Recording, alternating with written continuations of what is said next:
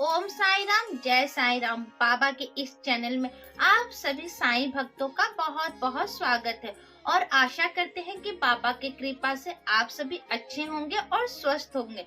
तो चलिए बाबा की लीलाओं की अनुभूति में एक प्यारा सा अनुभव शेयर करते हैं। उससे पहले बाबा के चरणों में जयकारा लगाते हैं। बोलिए अनंत कोटि ब्रह्मांड के नायक राजाधिराज योगी राज परब्रह्मा श्री सच्चिदानंद सदगुरु साईनाथ महाराज की जय।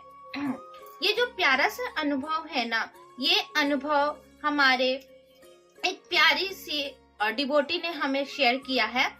ये मैम है ना, बताती है कि कैसे बाबा ने सही समय पर इनको ना सही रास्ता दिखाया। पहले तो ये बहुत बाबा से नाराज थी, बहुत गुस्सा थी कि बाबा मैं तुम्हारी इतनी पूजा करती हूँ, मैं साई सच्चरित पाठ करती हूँ, फिर भी तुमने मेरे सपने को क्यों नहीं सच किया। वो नाराज थी। बट बाबा जो करते हैं ना हमारी भलाई के लिए करते हैं। उस समय तो समझ में नहीं आता है, हम बाबा पर गुस्सा करते हैं, हम बाबा से नाराज होते हैं, हम बाबा को मानना भी छोड़ देते हैं। बहुत सारे तो ऐसे साइन डिवोटीज है कि चलो इस बाबा से कुछ हुआ नहीं, बाबा ने मेरे सपने को सच नहीं किया, फिर दूसरे बाबा के पास चलते या दूसरे भगवान के पास चले जाते हैं। बट ऐसी गलती मत करिए। मैम बताती हैं कि मैंने दूसरे भगवान के पास नहीं गई, मैं बस कुछ दिनों के लिए बाबा से नाराज थी, बाबा के साथ मेरा झगड़ा चल रहा था। बट जब मुझे पता चला, जब मुझे समझ में आया, जब चीजें आंखों के सामने आ गई, तो मैं गई बाबा के चरणों में गिर के इतना रोई, थैंक यू कह के रोई कि बाबा अच्छा हुआ मेरी जीत को आपने पूरा नहीं किया। तो चलिए पहले उनका अनुभव सुनते हैं।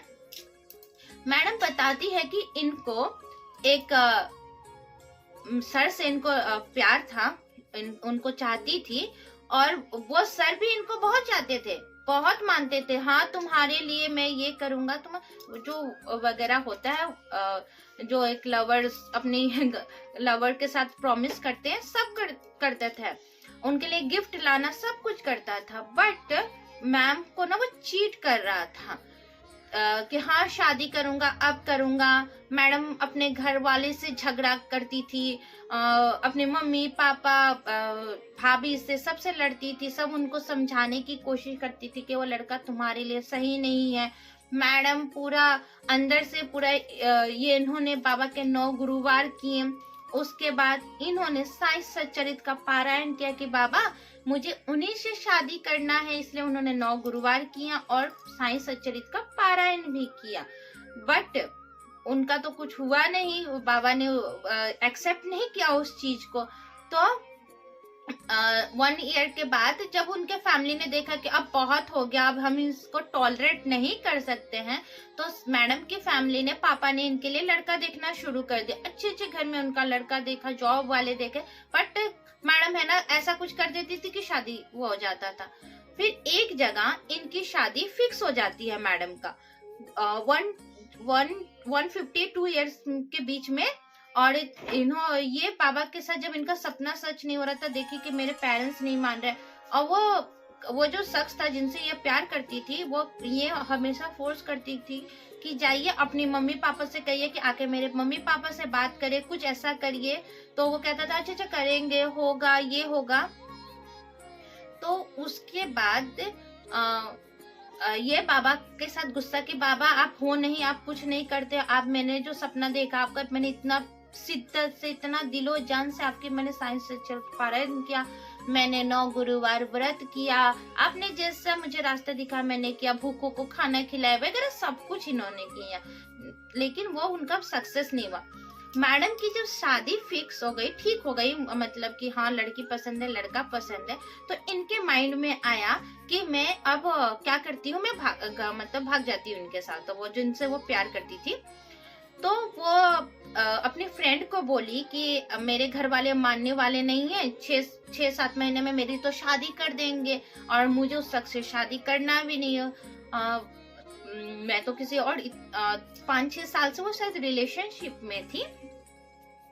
तो इन्होंने उनकी फ्रेंड ने बोला कि ठीक है तुम बाबा को मानती हो, तो बोल रहे कि नहीं मैं बाबा मेरे लिए कुछ नहीं करते हैं, बाबा भी दूसरे भगवानों की तरह है, वो अपने ही कुछ भक्तों की सुनते, अपने बच्चों की सुनते, लेकिन बाबा मेरे लिए कुछ नहीं किया, तो मैं अभी बाबा को उतना नहीं मान रही हूँ, मेरे बाबा के साथ कनेक्शन मेरा खत्म हो गया है।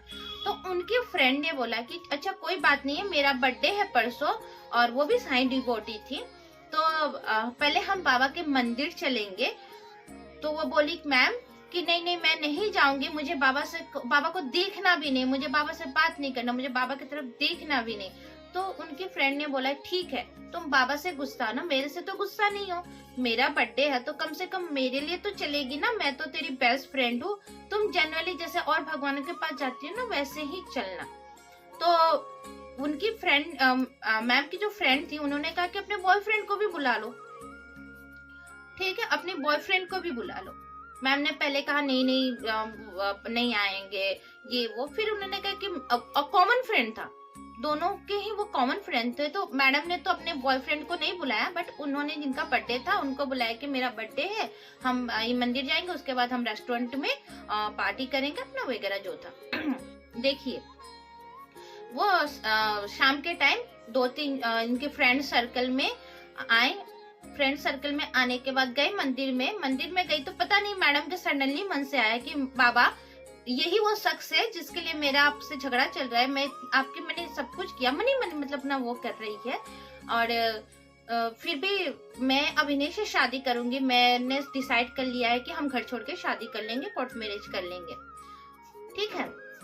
उसी समय मंदिर में वो जो बाहर में जो नहीं 20-30 रुपए को जो लॉकेट मिलता है, हर मंदिरों में बाबा भगवान जी का मिलता है, तो इनकी जो फ्रेंड थी जिनका बर्थडे था उन्होंने वो खरीदा, अपने एक फ्रेंड को दे दिया, एक फ्रेंड को दे दिया उसी समय, मतलब डाल दी तू मेरी बेस्ट फ्रेंड है, चलो ऐसे बाबा मेरे तरफ से गिफ्ट है, इन्होंने जिनका बर्थडे था वो गिफ्ट दे रही है।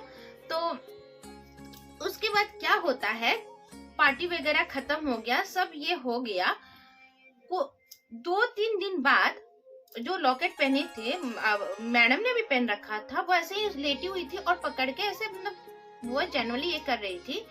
उसी समय इनकी एक कॉमन जो फ्रेंड थी उनका फोन आता है कि तुम जिस लड़के से प्यार करती हो ना, जिसके साथ तुम्हारा रिलेशनशिप है, वो लड़का सही नहीं है, तो ये उससे भी लड़ गई, नहीं नहीं आप झूठ बोली, मेरी फ्रेंड ने आपको सिखाया ये वगैरह।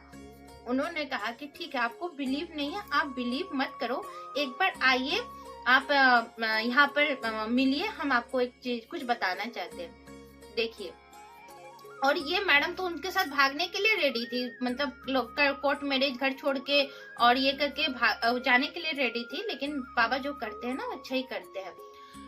जब वो गई तो उन्होंने उनको कुछ मैसेज, व्हाट्सएप मैसेज, फोटो वगैरह दिखाए।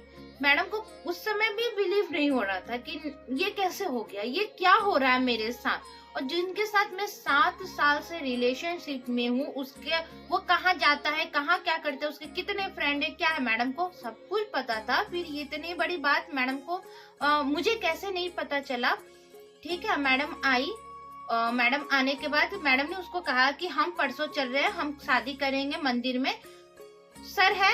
उसके दूसरे दिन से वो स्विच ऑफ, ब्लैकलिस्ट में इनका नंबर, फोन करके परेशानी, जितने उनके जो फ्रेंड सर्कल थे जिनको वो जानती थी सबको कॉल करिए, सबने एक ही कहा कि पता नहीं कहीं गया है, उसका फोन नहीं लग रहा है, कहाँ गया है उसका फोन नहीं लग रहा है। तो ये है बाबा की कृपा, बाबा जो करते हैं ना। मैडम मुझे खुद ये बात कह रही है कि अच्छा हुआ बाबा ने उस समय मेरी प्रार्थना को नहीं सुना, अच्छा हुआ बाबा को मैं जिंदगी भर थैंक्स कहता हूँ कि बाबा ने मेरी उस प्रार्थना को नहीं सुना, क्योंकि बाबा हमारे सतगुरु है, हमारे गुरु है, हमारे माँ बाप दोस्त सब है, वो उनको सब पता है कि हमारे लिए गुड क्या है, हमारे लिए अच्छा क्या है। तो उस समय अगर वो दे देते तो आज मेरी जिंदगी बर्बादी के अलावा और कुछ भी नहीं होता, क्योंकि ऑलरेडी वो किसी और के साथ थे, उनकी मीन्स शादी वगैरह सब कुछ था, उनको पता नहीं हो चुका था कि नहीं हुआ था। बट मैडम की तो जिंदगी बर्बाद हो जाती। नाउ आज मैडम अपने जो उनके पेरेंट्स ने जिनके साथ शादी करवाई उनके साथ बहुत खुश है। और देखिए लकली वो भी खुद एक बहुत बड़े, उनके जो हस्बैंड है वो खुद इतने बड़े साईं डिवोटीज है कि साल में तो 2-3 बार वो शिरडी जाना ही जाना है। तो मैडम ने तो उनको एक तो लाइफ प्रोटेक्शन की और एक उनको खुद ऐसे फैमिली में शादी करवाई बाबा ने, बाबा साईं ने हमारे, कि खुद इतने बड़े साईं डिवोटीज है कि हर साल 2-3 बार तो शिरडी जाना ही है। मैडम अगर कल कह दी कि मुझे शिरडी जाना है तो उनके हस्बैंड ये नहीं कहेंगे कि अभी नहीं जाऊंगा, ऑफिस में छुट्टी नहीं है वगैरह, वो सीधा कहते हैं कि कल चलना है, चलो चलते हैं। तो ये तो बाबा का उनके ऊपर, वो कहती है कि बाबा ने तो मेरी जिंदगी बचाई प्लस मुझे एक्स्ट्रा ब्लेसिंग भी दिया।